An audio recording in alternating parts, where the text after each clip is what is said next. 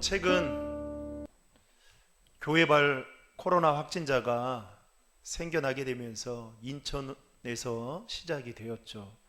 확인을 해보니까 군소 교단의 아주 작은 교회에서 여러 목회자들이 치유 집회처럼 이렇게 갖게 되었더라고요.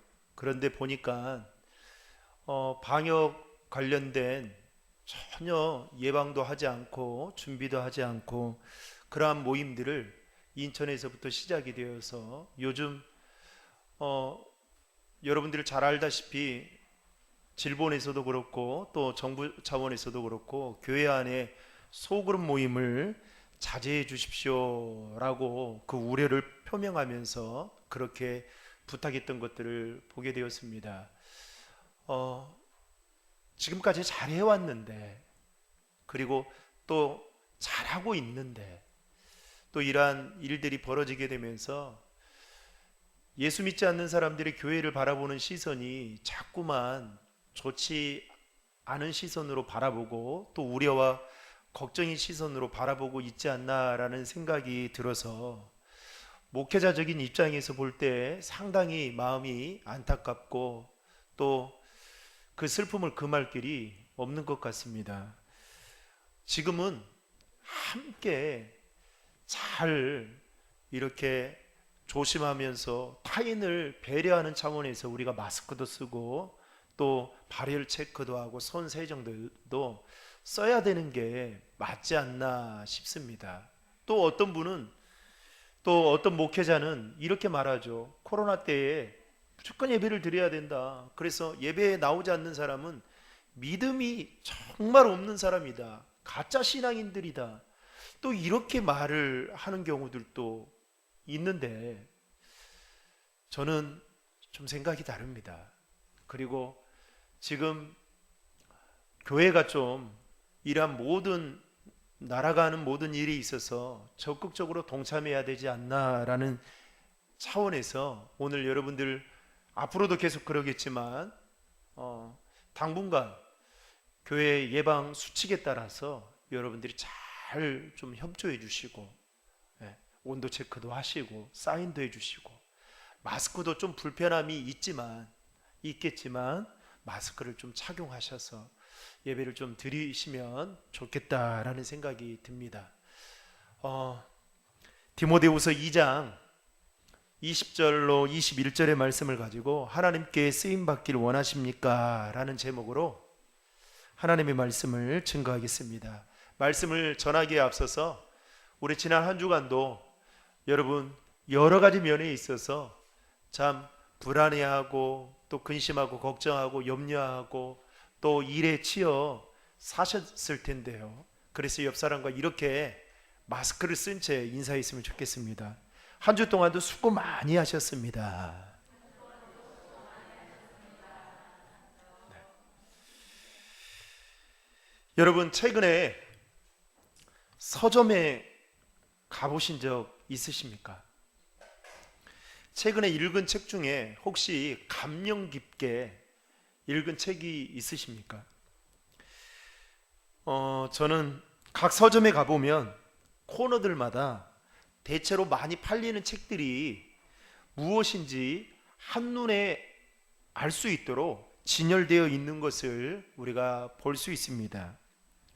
인문 역사, 또 예술, 종교, 자기 개발 등과 같은 각 분야에 잘 나가는 책들을 보면 요즘 현대인들의 관심사가 무엇인지를 한눈에 알 수 있다라는 것입니다. 제가 최근에 읽고 있는 책 중에 하나가 지난주에 이야기했듯이 유발 하라라는 이 교수인데요. 이 사람은 이 코로나 사태와 관련되어서 아주 이 교수로서 유명한 사람이 되었습니다. 젊은 사람이기도 한데요. 이 사람은 무신론자입니다. 그런데 이 사람이 쓴 책 중에 호모 사피엔스가 있습니다. 이 책이 얼마만큼 팔렸냐면 1000만 부 이상 팔렸습니다. 우리 최조원사님이 기독교 출판계 쪽에 있으니까 1000만 부라고 하면 아마 조원사님은 이게 얼마나 많은 책을 팔렸는지 알 수 있어요. 그런데 이 사람이 말하는 이 유발 하라라가 말하는 이 무신론, 신은 없다라는 이야기거든요. 그런데 오늘날 얼마나 많은 사람들이 이 책을 사다 읽고, 심지어는 아마 요즘 젊은이들 가운데 이 유발 하라라가 쓴 책이 3권이 있는데 그 3권의 책 중에 한 권을 읽은 분도 있을지 모르겠습니다. 저는 이제 그것을 가지고 좀 말씀을 전하기 위해서 지금 읽고 있는데요. 요즘 기독교 출판계에도 불황이어서 많은 어려움에 처해 있는 것만은 사실입니다. 그럼에도 불구하고 2부류의 책들이 꾸준하게 팔린다고 하는데요. 한 부류의 책은 이런 책들입니다. 자신의 소원을 성취하는 데 있어서 도움을 주는 책들이 꾸준하게 팔린다고 합니다. 대표적인 책으로 말할 것 같으면 조엘 오스틴이 쓴, 여러분 잘 알죠? 긍정의 힘, 잘 되는 나, 이런 시리즈와 같은 책들이 꾸준하게 팔리고요. 또 브리스 일킨슨의 야베스의 기도, 이 책이 꾸준하게 팔린다고 합니다. 특별히 2000년도에 미국에서 출간되었던 이 야베스의 기도라는 이 책은 100페이지의 아주 작은 분량의 책입니다. 그런데 출간되자마자 여러분 미국에서 1000만 부 이상이 팔렸습니다. 여러분 그 영화 해리포터 시리즈 있잖아요. 그 관련된 책들이 미국에서 600만 부 이상 팔렸다고 하거든요. 그러니까 1000만 부 이상이라고 하면 얼마나 많은 책이 팔렸는지. 근데 이게 전 세계적으로 수천만 부 이상 팔렸다라고 하면 여러분 이거 엄청나게 놀라운 책인 겁니다. 그 정도로 베스트셀러가 되었는데요. 성경에 보면 이 야베스에 대한 이 기록이 역대상 4장 9절과 10절 단 2구절밖에 기록되어 있지 않습니다. 그런데 성경의 해석대로라면 야베스는 그의 어머니가 고통 중에 낳은 자식이었다라고 이렇게 설명을 하고 있습니다. 그 고통이 무엇인지, 그리고 야베스를 낳을 무렵에 그 가정에 어떠한 일이 있었는지 성경은 정확하게 설명하고 있지는 않지만 아무튼 그 가정에 환란이 있었던 것만큼은 우리가 추측해 볼 수 있다라는 것입니다.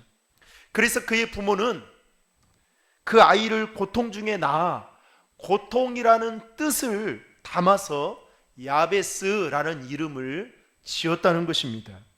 우리식으로 말하면 야베스는 고통스럽게 살아야 할 팔자를 갖고 태어났다, 이렇게 봐도 결코 틀리지 않는 말인 것 같습니다. 그랬던 그가 역대상 4장 9절과 10절 이 단 2구절에 어떻게 설명을 하고 있냐면 하나님께 기도함으로 인해서 자신의 인생을 바꾸게 되었다라고 그렇게 소개하고 있습니다. 그러다 보니까 믿는 우리들에게 있어서는 야베스는 어떻게 해요? 여러분 야베스 설교 많이 들어봤습니까? 잘 안 듣잖아요. 그렇죠? 한 번씩 이렇게 가끔 가다 듣죠. 아브라함이나 모세나 이런 사람, 다윗이나 이런 사람들에 비하면 야베스는 정말 교회에서 소개되지 않는, 어찌 보면 사이드에 있는 인물이라고 해도 손색이 없는 인물이었죠. 그런데 그가 어떻게 해요? 고통 중에 낳은 그 야베스가 하나님께 기도함으로 인해서 그의 팔자와 같은, 고통 중에 살 수밖에 없는 팔자와 같은 그의 인생이 바뀌게 되었다. 이 문구 하나가 믿는 그리스도인들에게 부러움의 대상이 되고, 또 우리도 그런 인생으로 살았으면 하는 그 바람과 소망을 갖고 있다 보니까 많은 사람들이 그 야베스의 기도라는 책을 구입해서 보게 되더라는 것이죠. 또 한 부류의 책은요, 성취보다는 하나님 때문에 무엇이든지 내려놓는다라는 내용이 담긴 책들이 꾸준하게 팔리고 있다라는 것입니다. 대표적인 책을 들자면 이용규 선교사님의 내려놓음. 내려놓음 책이 너무 좋아가지고 읽었더니 어느 날 더 내려놓음. 이게 또 무슨 또 그랬더니 또 내려놓음 이렇게 나오더라고요. 이 내려놓음의 시리즈가 꾸준하게 팔리고요. 또 헨리 나우엔의 서적들이 이 부류에 속한 책이라고 말할 수 있습니다. 특별히 헨리 나우엔이 쓴 대표적인 책 중에 하나가 상처 입은 치유자라는 이 책인데요, 이 헨리 나우엔은 예수의 소속의 카톨릭 신부였습니다. 게다가 10년 동안 미국의 예일 대학에서 심리학을 가르쳤던 교수이기도 했습니다. 그러다 어느 날 갑자기 교수 생활을 하다가 그것을 접고 페루로 빈민들과 함께 이민을 가서 생활을 하게 됩니다. 그런데 생활을 하다가 갑자기 어떤 마음이 드냐면, 이 생각조차도 자신이 성숙하지 못해서 하게 되는 지적인 교만이다라는 생각을 갖게 됩니다. 어느 날 이게 교만이었구나. 그래서 그가 다시 그 고민한 끝에 하버드 대학의 신학부 교수로 가서 심리학과 그리스도의 영성을 학생들에게 가르치게 됩니다. 그런데 그의 내면 안에 끊임없이 고민하는 것 중에 하나가 뭐였냐면, 하나님이 우리에게 주시는 축복의 삶이 무엇일까? 라는 고민이 드는 거예요. 하나님이 우리에게 주신 이 축복된 삶이 무엇일까? 이 교수의 삶이 축복일까? 아니면 빈민들과 함께 하는 것이 축복일까? 라는 고민을 하기 시작합니다. 그러다가 결국에는 하버드 교수직을 사임하게 되고 다시 캐나다로 가게 되는데, 정신지차 아이들이 모여있는 나르슈 공동체에 가서 10년 동안 그들과 함께 생활을 하다가 심장마비로 세상을 떠나게 됩니다. 안정된 자신의 미래가 보장되어 있는 그 직장을 포기하고 아무도 알아주지 않는 그곳에 가서 사역을 하다가 자신의 삶을 마치게 되더라는 것이죠. 이용규 선교사님 역시도 하버드 대학교에서 박사학위를 받을 만큼 자신의 미래가 보장되고 또 안정된 좋은 자리가 있었음에도 불구하고 그 모든 것들을 다 내려놓고 몽골의 선교사로 지금까지 사역을 하고 계신 분이십니다. 이런 생각이 문득 들었습니다. 여러분, 똑같은 기독교 신앙을 갖고 있는데 한쪽은 자신의 소원 성취를 위해서 안정되고 미래가 보장되는 자리로 인도해 달라고 하나님의 도움을 바라며 그렇게 살아가는 성도들이 있다라는 것이죠. 이들은 하나님께서 그렇게 살아갈 수 있도록 힘을 주신다고 믿고 있고, 또 그러한 삶이 축복이라고 생각하면서 그 축복을 받기 위해서는 신앙생활을 잘해야 된다, 이렇게 생각하며 살아가는 성도들이 있다라는 것입니다.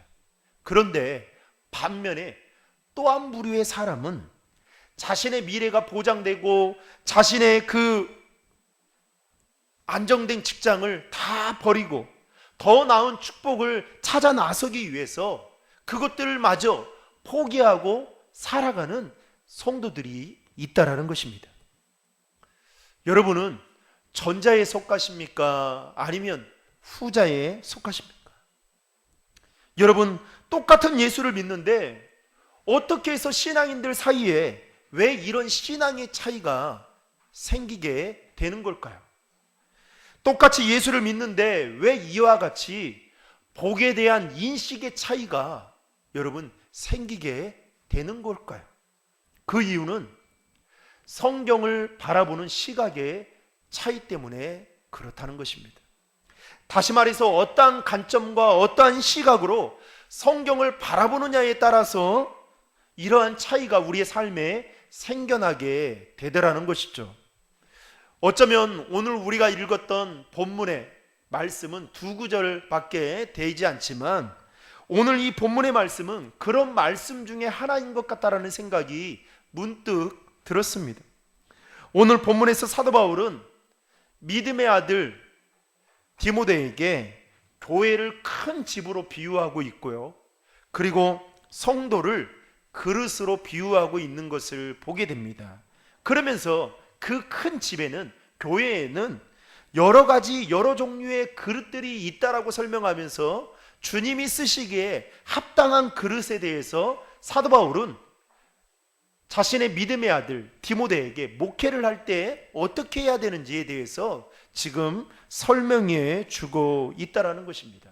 그렇다면 오늘 말씀을 통해서 우리는 몇 가지로 생각해 보면 좋겠는데요. 첫 번째로, 그릇에 대한 선입견을 버려야 한다는 것입니다.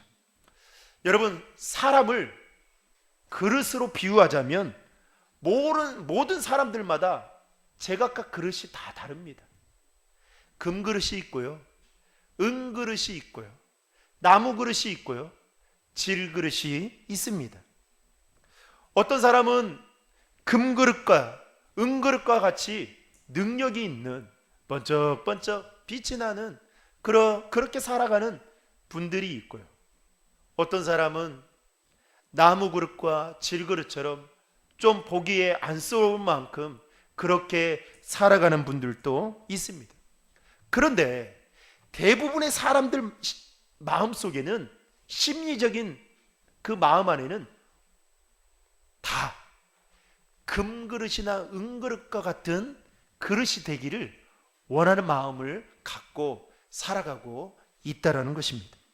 그러다 보니까 이 심리적인 그런 마음 때문에 자꾸만 어떻게 해요? 상대적인 평가를 하게 되더라는 것이죠. 그러면서 다른 사람과 비교하다 보니까 어떻게 해요? 나는 어떤 그릇이다요? 질그릇이다 라고 생각하고 살아가는 사람들이 많다는 것입니다. 예를 들어 볼까요? 지금 현재 존경받는 교수님이 계십니다. 그 자리에 오르기까지 얼마나 많은 노력과 많은 연구와 많은 공부를 했겠습니까? 그런데 어느 날부턴가 세계적인 석학들하고 비교를 하기 시작하는 겁니다. 그러면서 그 마음속에 자연히 자리 잡는 생각이 뭐냐면, 나는 질그릇이다 라고 생각을 하게 되더라는 것이죠. 평생 먹고 살 만큼 많은 돈을 벌었던 중소기업 사장 계셨어요. 그런데 자꾸만 대기업의 회장을 보면서 부러워하고 비교하다 보니까 자신이 뭐라고 생각하는 거예요? 질그릇이다라고 생각을 하더라는 것입니다. 목회자인 경우에도 예외가 아닙니다. 비록 자신이 지금 섬기고 있는 교회가 미자립 교회이고 시골에 있는 농어촌 교회이지만 분명한 한 가지 사실이 있죠. 그건 뭘까요? 하나님의 뜻이 있어서 그 교회로 그 목사님을 인도해 주셨다는 것이죠. 그런데 어느 날부턴가 자꾸만 중대형 교회 목회자들을 보고 비교하면서 부러워하면서 자신을 뭐라고 생각하는 겁니까? 질그릇이다 라고 생각을 하게 되더라는 것이죠. 여러분, 모든 사람은 다른 사람과 비교하는 순간부터 어떻게 해요? 낙심과 절망에 빠질 수밖에 없다라는 것입니다. 특별히 신앙인들에게 있어서 비교는요, 하나님의 은혜를 공급받는 데 있어서 차단하게 만든다는 것입니다. 상대방과 자신을 비교하다 보니까 자신을 항상 질그릇으로 생각하게 되더라는 것이죠. 이런 마음들이 우리 안에 있다 보니까 우리의 관심은 어디에 있는 겁니까? 금그릇이나 은그릇에 관심이 있는 겁니다. 또 그렇게 되기를 간절히 바라며 살아가고 있는 것이죠. 특별히 예수를 믿어도 그 그릇에 담겨질 내용물보다도 그릇의 재질에 더 많은 관심을 갖고 신앙생활을 하는 사람들이 있다라는 것입니다. 그러다 보니까 심지어 축복의 개념조차도 질그릇이 금그릇이나 은그릇으로 변화되는 것을 축복이라고 생각하고 또 그릇으로 바뀔 수 있게 해달라고 그렇게 하나님 앞에 기복주의적인 생각을 가지고 신앙생활 하시는 분들이 더러 있다라는 것입니다. 여러분, 고급 식당일수록 왜 좋은 그릇을 쓰는지 아십니까? 좋은 그릇이 식당의 격을 나타낸다라는 그 외국의 문화가, 식당 문화가 우리나라에 들어왔기 때문에 그렇습니다. 그래서 고급 식당일수록 좋은 그릇을 쓰는 경우가 많이 있죠. 여러분들도 그 집에 손님을 대접할 때에 평상시 쓰는 그릇을 내놓습니까? 집에 거의 쓰지 않는 그 그릇을 내놓습니까? 예, 말하면 입이 아프겠죠. 그래서 어떤 식당의 경우에는 그릇에 담겨진 음식보다 음식을 담는 그릇에 신경을 쓰다 보니까 그릇은 너무 좋고 그릇은 너무 예쁜데 문제는 뭐예요? 음식의 맛이 형편없을 때가 있더라는 것이죠. 사랑하는 성도 여러분, 성경 어느 곳에 보더라도 하나님은 저와 여러분에게 금그릇이 되라, 은그릇이 되라 그렇게 말씀하지 않으셨습니다. 또 질그릇과 같은 우리들에게 금그릇이나 은그릇과 같이 되라고, 그게 축복이라고 말씀하지 않으셨다는 것입니다. 그런데 우리는 우리 자녀들을 바라볼 때 어떻게 해요? 아이들이 갖고 태어난 게 있어요. 머리도 마찬가지라고 생각해요. 근데 자꾸만 금그릇 은그릇 하니 어떻게 아이들이 바라볼 때, 저는 우리 아이들한테 말을 안 합니다. 잘 공부하라는 말을 안 해요. 왜냐하면 저는 운동했던 사람이기 때문에.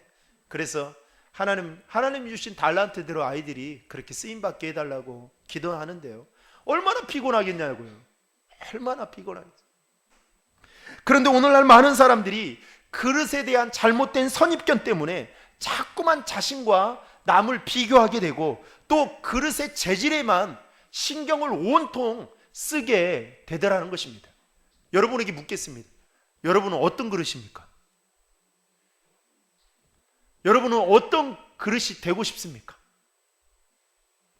하나님은 절대로 저와 여러분이 어떠한 그릇의 재질인가에 대해서 관심이 전혀 없다라는 것을 여러분 기억하시길 바랍니다. 하나님의 관심은 그릇의 재질보다도 여러분들이 가지고 있는 그 그릇에 어떠한 내용물을 담고 있느냐를 더 귀하게 눈여겨 보신다는 것입니다. 고린도후서 4장 7절에 보면요, 이런 말씀이 있어요. 우리가 이 보배를 질그릇에 가졌으니 이는 심히 큰 능력은 하나님께 있고 우리에게 있지 아니함을 알게 하려 함이니라. 우리의 보배를 뭐에 가졌다고요? 질그릇에 가졌다는 거예요. 보배 대신, 그러면 여기서 말하는 보물은 무엇입니까? 예수 그리스도 아니겠습니까? 예수 그리스도를 금그릇이나 은그릇에 갖는 것이 아니라 질그릇에 가졌다라고 말하면서 그것이 바로 능력이다라고 말하고 있는 것입니다. 여러분, 그릇의 재질이 능력이 아니라는 거예요. 그릇 안에 담겨져 있는 내용물이 여러분 능력이라는 거예요. 식당에서는 그게 사람들의 손님을 끌 수 있는 능력이 되는 것이죠. 여러분, 그래서 교회도 마찬가지입니다. 비록 작은 교회이지만 여러분, 말씀의 능력이 있고 예배에 감격이 있으면 여러분 자동적으로 사람은 몰려오게 되어 있어요. 그래서 그걸 놓고 기도하셔야 돼요.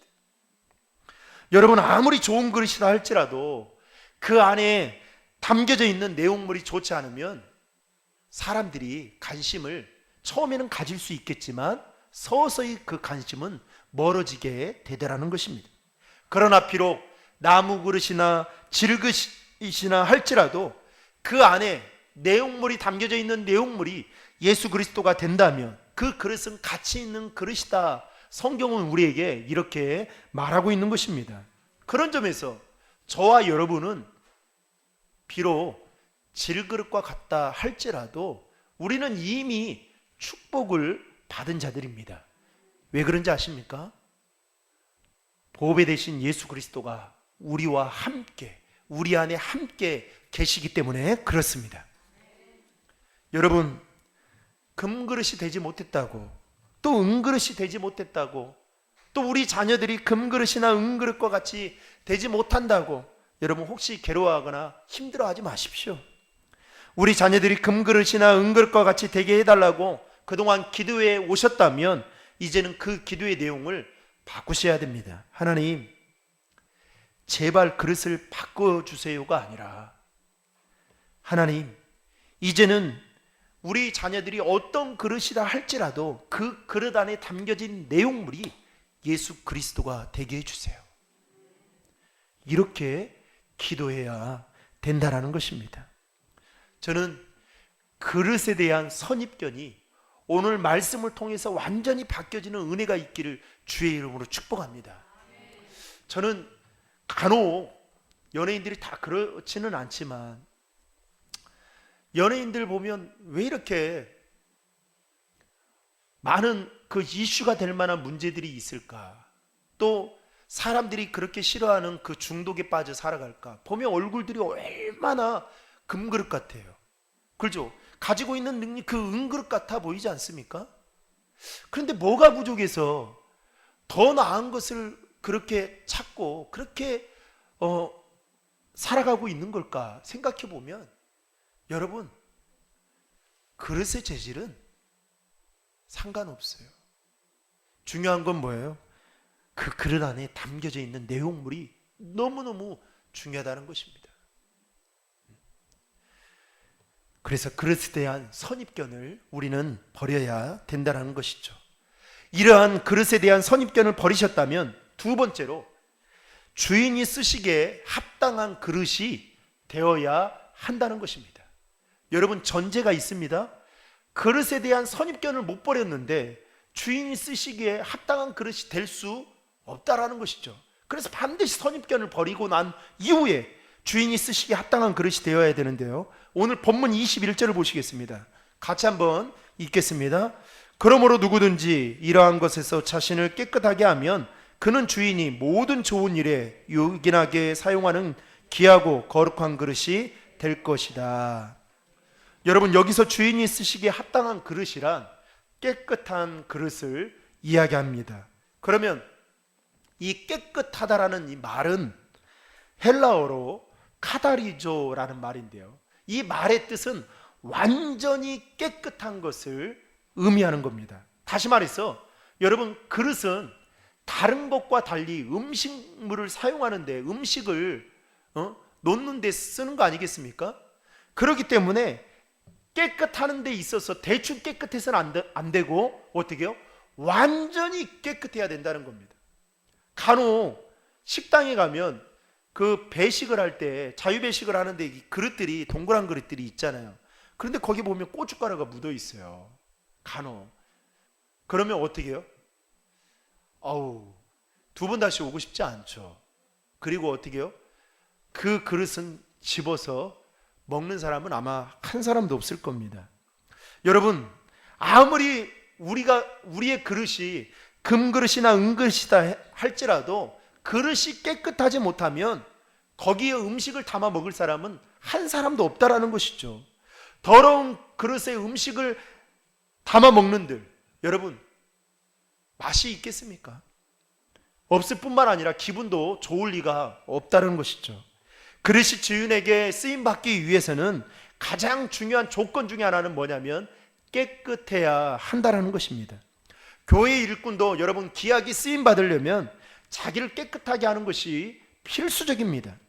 다른 사람들보다 아무리 여러분 달란트가 많고 유능하고 오랫동안 교회를 다녀서 교회에 대한, 신앙생활에 대한 여러분 많은 지식들을 가지고 있다 할지라도 그 사람이 경건의 연습을 통해서 깨끗하지 않으면 여러분 하나님께 쓰임받을 수 없습니다.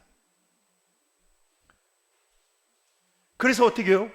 우리가 늘 경건의 훈련을 통해서 우리 자신을 깨끗게 하는 것이 얼마나 중요한지 모릅니다. 성경에 보면 하나님께서 모세를 사용하기 위해서 40년의 애굽의 궁전에서의 훈련의 과정을 겪게 합니다. 그리고 40년에 또 40년은 광야에서의 생활을 통해서 그를 깨끗하게 하기 위해서 철저하게 훈련을 시키고 다듬는 과정들을 하죠. 그래서 그 이후에 80세가 되었을 때 하나님이 모세를 어떻게 합니까? 이스라엘의 지도자로 세운 것을 보게 됩니다. 그러면서 성경에 보면 모세를 가리켜서 뭐라고 말하냐면 모든 사람보다 온유하다라고 말을 합니다. 여러분, 때로는 모세가 자신의 동족을 괴롭히는 사람을 죽였잖아요. 살인자거든요. 그런데 그 사람이 온유한 사람이 됐다라는 거죠. 그런데 그가 온유한 사람이 되기까지는 그냥 된 것이 아니라 그렇게 오랜 기간 동안 80년이라는 그 기간 동안 철저한 훈련을 통해서 깨끗한 그릇으로 하나님께 쓰임받기 위해서 준비되어진 시간들이 있었다는 것입니다. 다윗도 마찬가지였습니다. 오랜 시간 자기를 깨끗하게 하며 준비하는 시간들이 있었죠. 그래서 양떼를 먹이고 또 광야로 또 이방 땅으로 쫓겨나면서 하나님이 쓰실 수 있는 그 믿음과 성품을 준비하며 자기를 깨끗게 한 결과 그는 이스라엘의 위대한 왕이 될 수 있었던 것입니다. 요셉 역시도요, 무려 13년이라는 시간 동안 노예 생활과 감옥 생활을 통해서 철저하게 자기 자신을 다듬고 준비하고 깨끗하게 하는 시간들을 통해서 하나님이 준비되었을 때 30세이라는 나이에 애굽의 총리로 세워서 썼던 것을 보게 됩니다. 저는 목회자이기 때문에 그런 것들을 많이 보게 됩니다. 저는 이제 부목사 생활만 14년을 했던 사람이라 제가 언젠가 하나님 앞에 그렇게 기도했던 적이 있어요. 하나님, 제 옆에 있는 동기 친구 목사들은 다 담임 목사로 나가는데 개척을 하든 아니면 담임으로 나가는데 하나님, 저는 언제까지 이렇게 내버려 두실 겁니까? 그래서 언제까지 제가 이러한 삶을 살아야 될까요? 공부도 한다고 했는데 하나님 어떻게 하면 좋겠습니까? 그런데 제가 신도림 중앙교회에 오고 나서 하나님 저에게 주셨던 마음은 지금도 부족하지만 하나님의 때가 있구나. 하나님이 다듬고 준비시키고 그리고 담임 목사로 나갈 수 있을 만큼의 그 믿음의 분량이 됐을 때 그렇게 인도하시는구나 라는 생각이 들었습니다. 지금도 부족함이 많죠. 그래서 하나님 앞에 기도하고 있습니다마는 여러분, 중요한 것은 뭐냐?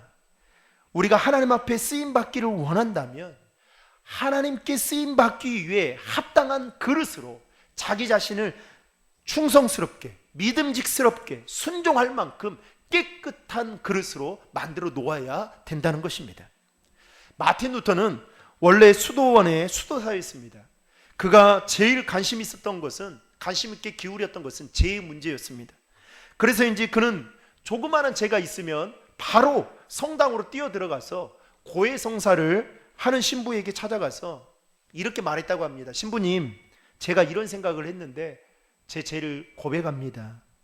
그러면 신부가 그 말을 듣고 성부와 성자와 성령의 이름으로 네 죄가 사해졌다, 마치 사죄의 선포처럼 그렇게 하면 루터가 너무 기분이 좋아서 집으로 돌아가다가 갑자기 또 악한 생각이 들면 또 성당으로 가서 신부에게 죄를 또 고하고 그랬답니다. 그런데 어느 날 신부가 루터를 보니까 너무 기가 찬 거예요. 매일매일 오니까 성부와 성자와 성령의 이름으로 내 죄를 선포하노라 했는데 조금 있으니까 또 루터인 거예요. 그래서 신부가 루터에게 이렇게 이야기했다고 합니다. 죄를 좀 모아두었다가 동시에 좀 가져오너라, 그렇게 말을 했다는 거예요. 여러분, 그럴 정도로 루터는 자신의 영혼을 항상 깨끗이 했다고 합니다. 그러면서 그 후로도요, 루터는 자기 죄를 어떻게 하면 깨끗이 할 수 있을까, 그러면서 여러 차례 고행을 해보기도 했지만 문제는 마음의 평안이 없었다는 겁니다. 그러던 중에 갈라디아서와 로마서의 말씀을 읽게 된 겁니다. 그러면서 그 말씀을 묵상하던 중에 믿음으로 구원을 받는다라는 이신칭의, 신학적인 용어로 이신칭에 대한 이 말씀을 깨닫게 되는 순간 그때부터 자유함을 얻게 된 겁니다. 그래서 신부를 찾아가지 않는 거예요. 그러면서 이 노마서의 말씀을 통해서 루터가 어떤 일을 하게 되었냐? 종교 개혁을 이루게 되었다는 것입니다. 여러분, 하나님께서는 한 영혼이 깨끗한 이 사람으로 살아가려는 이 루터를 통해서 어떻게 해요? 종교 개혁을 이루는 일에 크게 사용하셨다는 사실입니다. 말씀을 맺고자 합니다. 사랑하는 성도 여러분, 혹시 여러분은 주님이 쓰시기에 합당한 자가 되기 위해서 어떠한 노력을 하고 계십니까? 쓰임 받기를 간절히 원하는데 이에 맞는 준비는 여러분 무엇을 하고 계십니까? 말씀 읽는 거 꾸준히 잘 하고 계십니까? 기도의 시간을 갖고 여러분 그 기도의 시간을 잘 채워가고 계십니까? 이 땅의 많은 사람들은 그릇의 재질에 더 관심을 갖고 있지만 우리 주님은 그릇의 재질보다 그릇에 담겨진 내용물을 더 크게 보신다는 것입니다. 우리가 비록 질그릇과 같을지라도 주인이 쓰시기에 합당한 그릇, 즉 깨끗한 얼마만큼 깨끗하게 준비되어 있느냐를 통해서 주님은 그것을 보시고 우리를 하나님의 때에 분명 사용하게 되신다라는 것입니다. 그러므로 우리는 주님이 쓰시기에 깨끗한 그릇이 되어야 한다라는 것입니다. 사랑하는 성도 여러분, 금그릇, 은그릇에 평생 욕심을 내는 잘못된 신앙의 길로 빠지지 않기를 바랍니다. 그것 때문에 힘들어하지 않았으면 좋겠어요. 비록 저와 여러분들이 질그릇과 같을지라도 그 안에 담겨져 있는 내용물이 우리와 함께 계시는 예수 그리스도만으로도 그것을 가치 있게 보시고 나는 이미 복받은 사람이구나 이렇게 생각하면서 주님이 쓰시기에 합당한 그릇, 깨끗한 그릇으로 여러분 날마다 말씀과 기도로 여러분들을 훈련시켜 나감을 통해서 이번 한 주간도 하나님 앞에 마르고 닳도록 쓰임받는 그 은혜가 있기를 주님의 이름으로 축복합니다.